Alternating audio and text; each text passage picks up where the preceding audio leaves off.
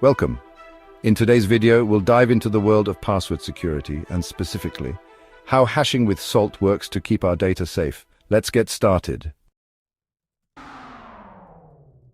First, let's understand what hashing is. A hash function is a one-way mathematical process that takes an input like a password and converts it into a fixed-length string of characters known as a hash.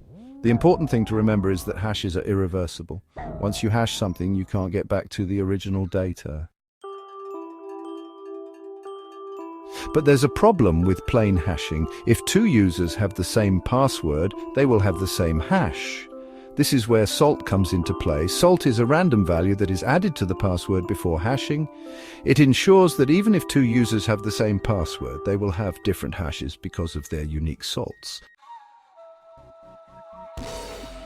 Let's see how this works in real time, starting with the registration process. User A creates a password, my password. The system then generates a random salt, like random_salt_123. The password and the salt are combined. My password plus random_salt_123. This combined value is then hashed to generate a unique hash ABCDEF 123456. The system then stores both the hashed password and the salt in the database. Now let's look at what happens when user A logs in. User A enters their password, my password. The system retrieves the salt stored in the database, which is random_salt_123. The system combines the entered password with the salt. My password plus random_salt_123. It then hashes the combined value, hash my password plus random_salt_123 becomes ABCDEF _123456. The system compares this newly generated hash with the one stored in the database. If the hashes match, the user is authenticated successfully. So why is salt so important? Without salt, if two users have the same password, their hashes will be identical. This makes it easy for attackers to use pre-computed tables to crack passwords.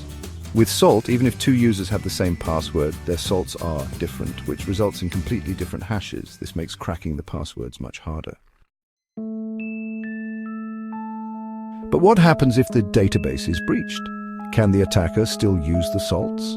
Yes, if the database is breached, the salts are exposed as well. But since salts are not secrets, their purpose is to make each password hash unique. Even though the salt is exposed, the attacker would need to try hashing each password guess with its specific salt. This makes brute force and rainbow table attacks extremely time-consuming.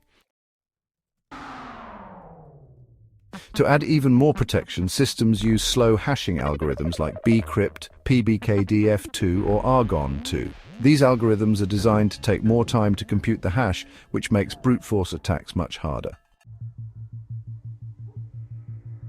To summarize, salting makes each password hash unique, even if users have the same password.